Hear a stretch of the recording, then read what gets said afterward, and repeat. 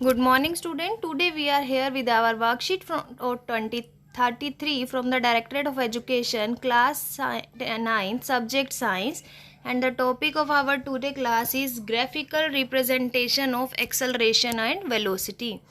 Gyan asks, Jigyasa Didi, can we calculate the distance and displacement using a graph? Jigyasa Didi reply, yes, Gyan. In the same way as we calculate the speed of an object by the distance, we can also calculate the distance and displacement by the velocity time graph. Velocity time graph represent which quantity? Acceleration. So student, it is very important, note that velocity time graph represent acceleration of an object. Okay students. There are different conditions of the acceleration. First, for the uniform velocity, there is no acceleration. When your graph is parallel to the x-axis, it means acceleration here is 0. Acceleration here 0. Second, the graph is for uniform acceleration. In the case of uniform acceleration, the slope of the graph is straight line. Thirdly, in a non-uniform acceleration, non-uniform means your velocity gets decreasing, and when our velocity gets decreasing, it is called retardation. Okay students, so for retardation your graph is this. And the last one is R for non-uniform acceleration. When you increase the velocity and then decrease, then increase, then decrease. It means velocity is not fixed, not constantly increasing or not constantly decreasing. It is fluctuating. Increase, decrease, increase, decrease. So it is called non-uniform acceleration. Calculation of the distance from velocity time graph, uniform velocity. So student, here graph is given of the uniform velocity. We have to calculate the distance. So we draw a figure, and that figure is resembled to the rectangle.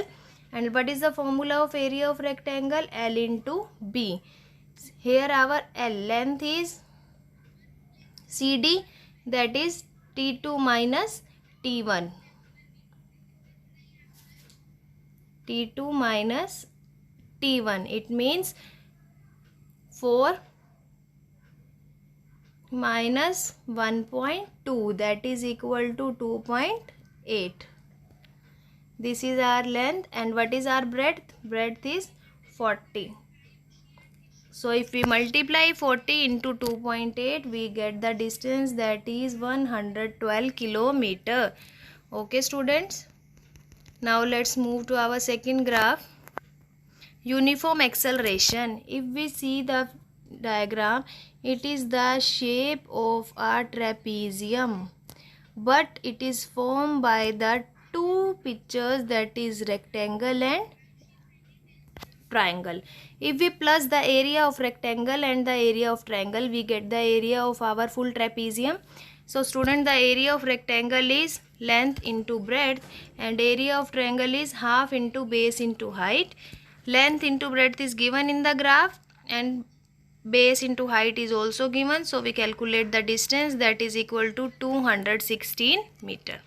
Let's move to our exercise. If velocity time graph show of an object is in straight line parallel, then what will be the acceleration? So student, what is the acceleration in that case? 0. What is the acceleration? 0. Okay. Second, calculate the distance traveled by an object between 2 to 3 seconds in the velocity time graph. Before moving to second question, we done firstly third and fourth. Third question, which physical quantity will be represented by the slope of velocity time graph? So student, we underline in the first paragraph, that is our acceleration. So this is your third answer student. Velocity time graph represent the acceleration.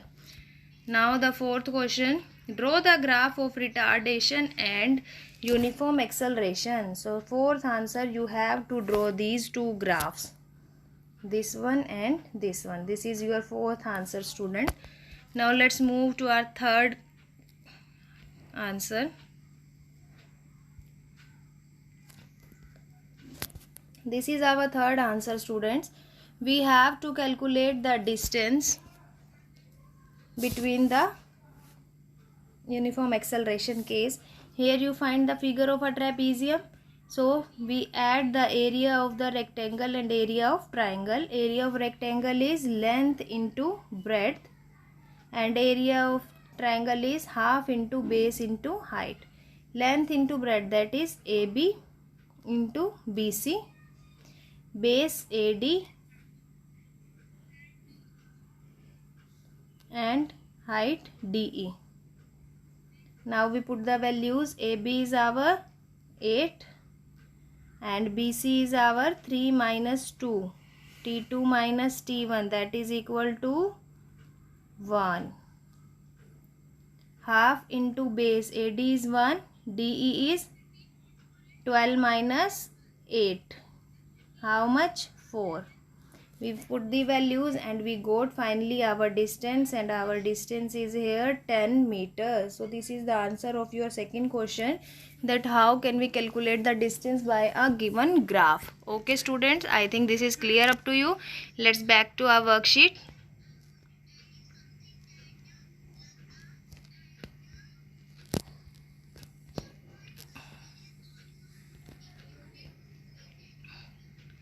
So student, if this worksheet is clear up to you,